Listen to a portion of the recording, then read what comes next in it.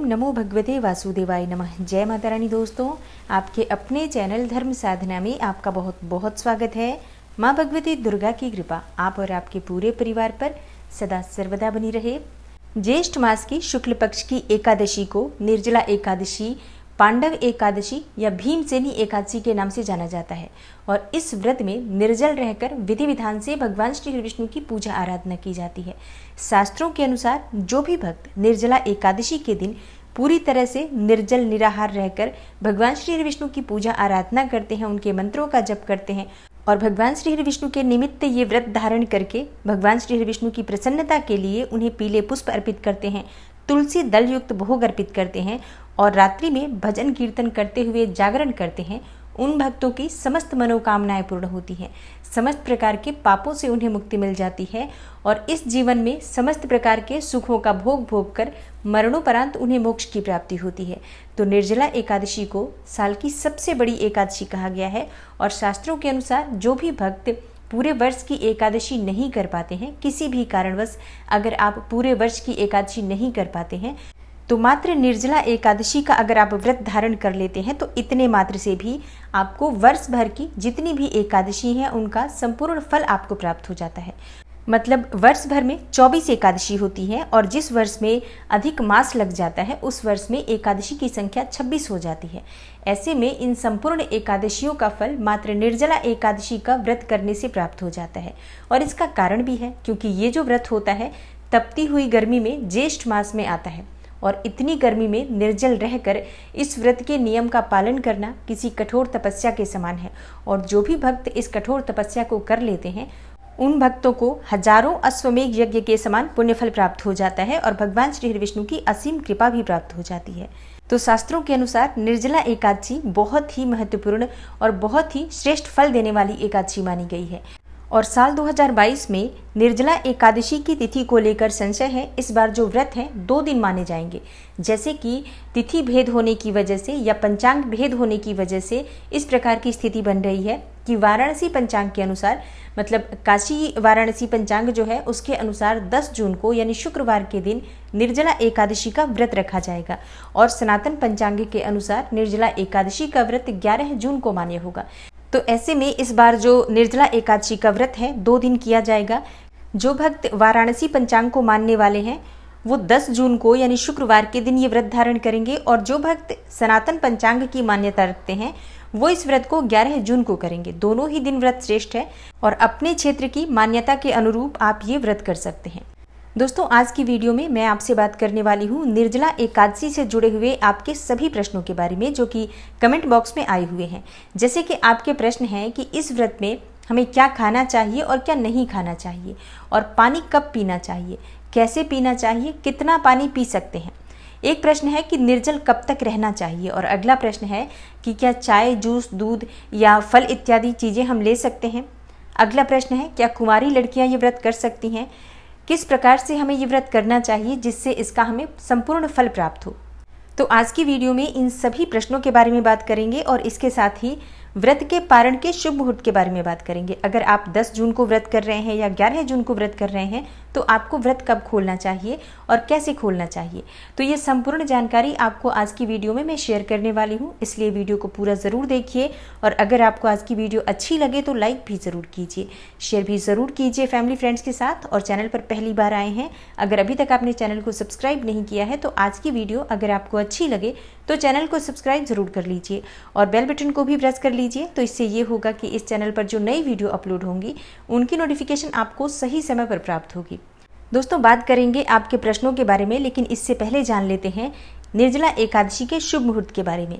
देखिए, एकादशी की तिथि प्रारंभ हो रही है 10 जून को सुबह 7:25 पर और एकादशी की तिथि समाप्त हो रही है 11 जून को सुबह 5:45 पर। तो व्रत हम 10 या 11 जून जिस दिन भी हमारे क्षेत्र में मान्यता है उस दिन हम कर सकते हैं।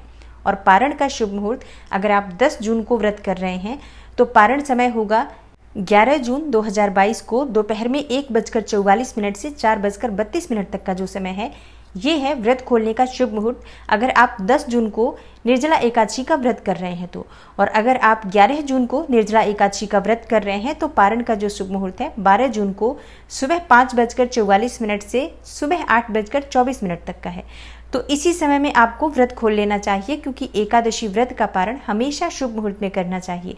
शुभ मुहूर्त बीतने के बाद अगर हम व्रत खोलते हैं तो उस व्रत का हमें संपूर्ण फल प्राप्त नहीं होता है, इसलिए पारण के शुभ मुहूर्त का ध्यान अवश्य रखना चाहिए। और अब बात करते हैं आपके प्रश्नों के बारे में। तो सबसे पहला आपका प्रश्न है कि व्रत में हमें क्या खाना चाहिए और क्या नहीं खाना चाहिए। देखिए, ये निर्जला एकादशी का व्रत है, तो वैसे तो ये व्रत निर्जल ही रखा जाता है, पूरी तरह से निर्जल निराहार रहकर ये व्रत किया जाता है। तो अगर आप निर्जल व्रत रखते हैं तब तो आप कोई भी वस्तु ग्रहण नहीं करेंगे, ना तो आप कुछ खाएंगे और ना ही आप कुछ पिएंगे। लेकिन अगर आप फलाहार के द्वारा ये व्रत धारण कर रहे हैं तो आप फल खा सकते हैं, जूस पी सकते हैं, दूध पी सकते हैं, फलों का रस पी सकते हैं या चाय पी सकते हैं, जल भी पी सकते हैं। मतलब अगर आप फलाहार के द्वारा ये व्रत धारण कर रहे हैं तब आप कोई सा भी फल ले सकते हैं और बाकी आप लिक्विड चीज़ें भी ले सकते हैं। और अब आपका अगला प्रश्न है कि क्या कुंवारी लड़कियां ये व्रत कर सकती हैं। देखिए, शास्त्रों के अनुसार कोई भी मनुष्य इस व्रत को कर सकता है। मतलब शास्त्रों के अनुसार 8 साल की आयु के बाद आप सभी प्रकार के जो सनातन धर्म में व्रत बताए गए हैं उन व्रतों को कर सकते हैं। तो इसलिए कुंवारी लड़कियां भी इस व्रत को कर सकती हैं, कोई भी स्त्री इस व्रत को कर सकती है, पुरुष इस व्रत को कर सकते हैं। जिनकी भी भगवान श्री हरि विष्णु में परम आस्था है, परम विश्वास है, आपको भगवान श्री हरि विष्णु की असीम कृपा आप पाना चाहते हैं, भगवान श्री हरि विष्णु की भक्ति पाना चाहते हैं, या आपकी कोई विशेष मनोकामना है जिसके निमित्त आप ये व्रत धारण करना चाहते हैं, तो बिल्कुल आप श्रद्धा भाव से इस व्रत को धारण करिए, विधि विधान से भगवान श्री हरि विष्णु की पूजा अर्चना कीजिए। तो निश्चित ही आपकी मनोकामना चाहे जो भी हो, भगवान श्री हरि विष्णु की असीम कृपा से वो मनोकामना पूर्ण होती है। और आपका अगला प्रश्न है, निर्जल कब तक रहना चाहिए। देखिए, निर्जल अपनी शक्ति सामर्थ्य के अनुसार आप जितने समय तक भी आपकी शारीरिक क्षमता है उसके अनुसार रह सकते हैं। ऐसा कोई बंधन नहीं है कि आप पूरे 24 घंटे का निर्जल व्रत धारण करें। लेकिन अगर आप शारीरिक रूप से स्वस्थ हैं और निर्जल व्रत धारण करना चाहते हैं तो ऐसे में आप पूरी तरह से 24 घंटे का निर्जल व्रत भी धारण कर सकते हैं। और जो भक्त पूरी तरह से निर्जल व्रत धारण करना चाहते हैं तो उनके लिए बता दूं कि अगर आप 11 जून को या 10 जून को जिस दिन भी आप व्रत धारण कर रहे हैं उस दिन सूर्योदय से पहले आप जल ले सकते हैं। उसके बाद जब पारण करेंगे यानी जब व्रत खोलेंगे तभी आप जल ले सकते हैं। तो इतने समय तक आपको पूरी तरह से निर्जल रहना चाहिए। इस बीच में आप आचमनी द्वारा जल ले सकते हैं। तो आचमनी द्वारा जल आप कब लेंगे? जब आप भगवान श्री हरि विष्णु की पूजा अर्चना करते हैं सुबह के समय या शाम के समय। तो बहुत से लोग आचमनी करते हैं, 3 बार आचमनी की जाती है। अपनी हथेली में थोड़ा सा जल लिया जाता है, जितना हथेली के बीच में जल आ जाता है उतने ही जल को आचमनी द्वारा ग्रहण किया जाता है। ओम केशवाय नमः, ओम माधवाय नमः, ओम नारायणाय नमः, इस प्रकार से 3 बार जल लेकर आचमनी की जाती है। तो अगर आप पूजा के समय आचमनी द्वारा जल लेते हैं तो इससे व्रत खंडित नहीं माना जाता है, यह निर्जल व्रत में ही आता है।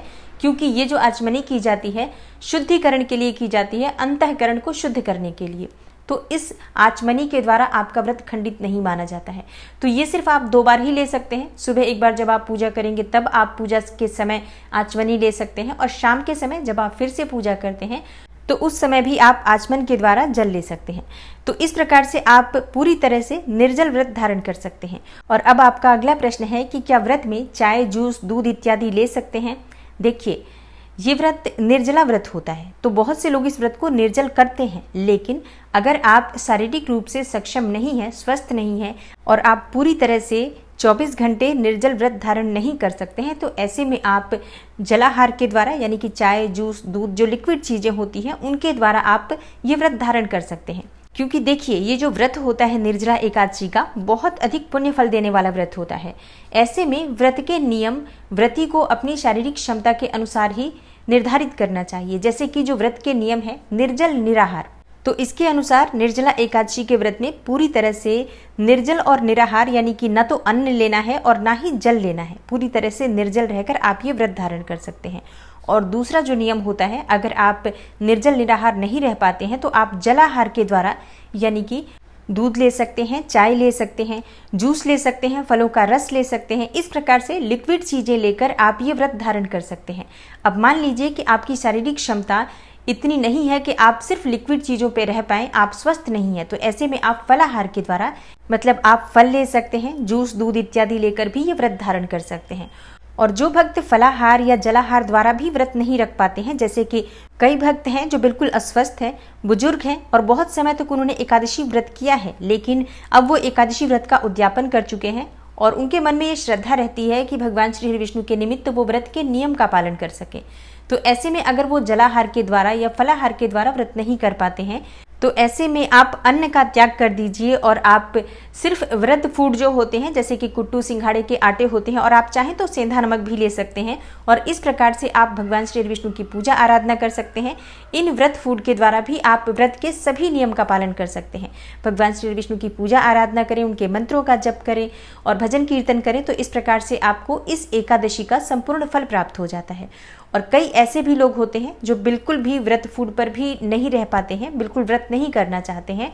तो ऐसे में अगर वो सिर्फ सात्विक भोजन ले, जैसे कि लहसुन प्याज का त्याग कर दीजिए और आज चावल का त्याग कर दीजिए, मसूर की दाल मत लीजिए, टमाटर, शाक इत्यादि चीज़ों का त्याग करके और सिर्फ सात्विक भोजन लेकर भगवान श्री विष्णु की पूजा आराधना करते हैं, मंत्रों का जप करते हैं, तो इतने मात्र से भी भगवान श्री विष्णु की असीम कृपा आपको प्राप्त होती है। मतलब जिस भी प्रकार से आप सक्षम हैं, जितनी भी आपकी शारीरिक क्षमता है, उसके अनुसार आप व्रत कीजिए और व्रत के नियम का पालन कीजिए। अगर आप निर्जल रह पाते हैं तो बिल्कुल निर्जल रहकर व्रत धारण कीजिए, नहीं तो जलाहार के द्वारा या फलाहार के द्वारा या सात्विक आहार के द्वारा भी आप भगवान श्री हरि विष्णु के निमित्त ये व्रत धारण करके और विधि विधान से पूजा अर्चना कर सकते हैं। और अगर आपकी कोई विशेष मनोकामना है तो अपनी मनोकामना के निमित्त भगवान श्री हरि विष्णु से प्रार्थना कर सकते हैं। तो भगवान श्री हरि विष्णु की असीम कृपा से आपकी मनोकामना अवश्य ही पूर्ण होती है। और आपका अगला प्रश्न है कि क्या शाम के समय हम जल पी सकते हैं, मतलब शाम की जब पूजा कर लेते हैं तो उसके बाद क्या हम जल पी सकते हैं, क्या ये व्रत मान्य होगा? जी बिल्कुल मान्य होगा। आपसे जितना समय भी संभव हो, जैसे कि अगर आप सुबह से निर्जल व्रत धारण करते हैं और शाम तक आप निर्जल रहते हैं, उसके बाद आप अगर निर्जल नहीं रह पा रहे हैं तो ऐसे में शाम की पूजा करने के बाद आप जल ग्रहण कर सकते हैं, चाय या दूध भी ले सकते हैं। मतलब अपनी तरफ से आप पूरी कोशिश कीजिए कि आप जितना अधिक से अधिक निर्जल रह पाएं, क्योंकि जो एकादशी का व्रत होता है, विशेषकर निर्जला एकादशी का, ये बहुत अधिक संयम का व्रत होता है। तो ये अपने संयम की ही परीक्षा होती है कि हम कितने समय तक निर्जल रह पाते हैं। जितना अधिक समय आप निर्जल रह पाते हैं, रहने का प्रयास कीजिए। उसके बाद अगर आपसे नहीं रहा जाता है, आपको लगता है कि आपकी शारीरिक क्षमता अब जवाब दे रही है, हो सकता है कि आप अस्वस्थ हो जाएं, तो ऐसी स्थिति में आपको जलाहार का सेवन करना चाहिए या फलाहार ले लेना चाहिए। और ऐसे में जब आप सुबह के समय निर्जला एकादशी व्रत का संकल्प लेंगे तो संकल्प में आपको ये संकल्प लेना है कि मैं यथासंभव जितना भी समय मुझसे संभव होगा, जितनी भी मेरी शारीरिक क्षमता होगी, उसके अनुसार मैं निर्जल रहने का प्रयास करूंगा या करूंगी। तो जितने भी समय आप निर्जल रह पाते हैं, अपनी तरफ से पूरी कोशिश कीजिए, जितना समय भी आपसे रहा जाए। उसके बाद आप अगर नहीं रह पाते हैं तब आप जल का सेवन कर सकते हैं, या जैसी भी आपकी शारीरिक क्षमता हो। अगर आप बहुत अस्वस्थ महसूस कर रहे हैं तो आप फलाहार भी कर सकते हैं। तो ये है आज की वीडियो, जिसमें मैंने आपके प्रश्नों के उत्तर देने की पूरी कोशिश की है और आशा करती हूँ कि आप इनसे संतुष्ट होंगे। वैसे निर्जला एकादशी से संबंधित और भी कुछ प्रश्न हैं, तो उन प्रश्नों को मैं अगली वीडियो में आपसे शेयर करूंगी। और अगर आपके निर्जला एकादशी से संबंधित कोई भी और प्रश्न है तो कमेंट बॉक्स में ज़रूर दे दीजिए, ताकि सही समय पर आपको वीडियो मिल जाए।